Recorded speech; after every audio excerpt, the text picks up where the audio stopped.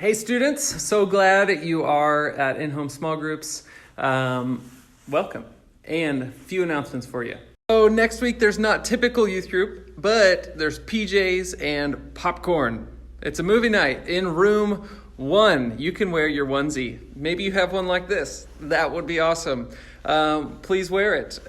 Let me read it to you, the event description. New Valley Student Ministry presents pajamas and popcorn. We'll be watching a movie voted on that night and eating snacks while social distanced. Jammies, blankets, and pillows encouraged. If you're interested in attending, no RSVP is necessary. Just show up to the church March 10th, a week from tonight, at 6:30. The event will be in room 1, so please come directly to the children's wing, which is on the south side of the building. If you have any questions, reach out to Hannah. This summer I'm going to... That is Spanish for UCYC and CIY. Okay, of course that isn't Spanish for CIY or UCYC, but summer camp registrations are live and I am pumped to go, and you should sign up as soon as you can. Prices will increase in the not too distant future. So sign up for summer camp. A bunch of you already have, which is great. Sign up. Do you have a good idea for a youth event? You probably do. You can submit your ideas online on the student website, and we're having a competition. You could win a prize. Also, your event idea could become a reality, and we could do it as a youth group. So I encourage you to go submit. You could submit as many as you want, as many ideas as you want, and you could win a prize. Your idea can become reality. Make it happen.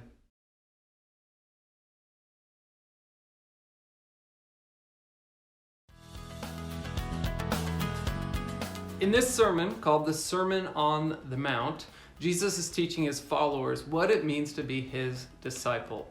It requires them to be different from the rest of the culture and even different from the religious leaders. The religious leaders were all about rules, but Jesus, on the other hand, is all about relationship with the Father.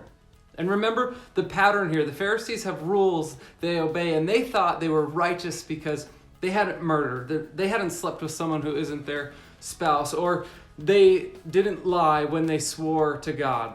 But Jesus keeps raising the bar up, and he's saying, don't murder. You say don't murder, but I say don't even wish harm on anyone in your heart.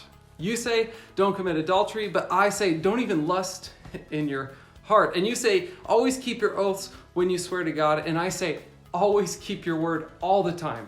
Let your yes be yes, and your no be no. And today we see Jesus raise the bar again, this time around the topic of retaliation or revenge. Get ready to pause the video in a moment. Take a minute and think. Do you have a good revenge story from your own life, or can you think of a good revenge story in a book or in a movie?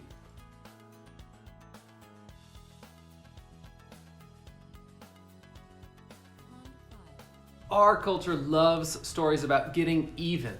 And they do make good movies and books because we all have an inner thirst for justice. God loves justice. God is a God of justice. But what does Jesus say about how to pursue justice? Let's read in Matthew 5. You have heard that it was said, an eye for an eye and a tooth for a tooth. But I say to you, do not resist the one who is evil. But if anyone slaps you on the right cheek, turn to him the other also. Verse 40, and if anyone would sue you and take your tunic, let him have your cloak as well. And if anyone forces you to go 1 mile, go with him 2 miles. Give to the one who begs from you, and do not refuse the one who would borrow from you. Let's start with verse 38.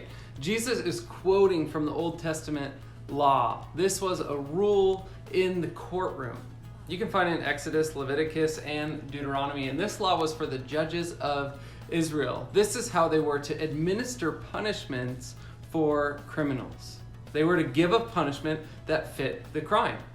If a guy named Jacob gouged out your eye or knocked out your tooth, then the court would order that Jacob have his eye gouged out or his tooth knocked out. If Jacob steals your cattle, the court would order him to give you his cattle. That seems pretty fair, right? But Jesus is calling us to a different way of handle interpersonal relationships. Look at verse 39 with me. But I say to you, do not resist the one who is evil. But if anyone slaps you on the right cheek, turn to him the other also. Now this doesn't sound fair, right? This does not sound like justice. He actually encourages us not to retaliate, not to seek getting even. What? Yeah, that's what he says. Let's bring this down to a personal level. You're at home and you're not doing anything wrong, but your sibling says to you, "You're so annoying." How do you respond? A, I'm annoying. If you ran like you ran your mouth, you'd win marathons. Or do you warmly reach out to them and bless them? Help them with something. We've all been in this situation before, and we all know the easier way to react is just to strike back. And even if we have the self-control not to lash out back at that person in anger outwardly, inwardly, we still feel the anger. We want to hurt them because they hurt us. But Jesus clearly says, do not repay evil with evil. And there's a lot of complex and hard things about following Jesus. There's a lot of hard theology to understand. But this is not hard to understand.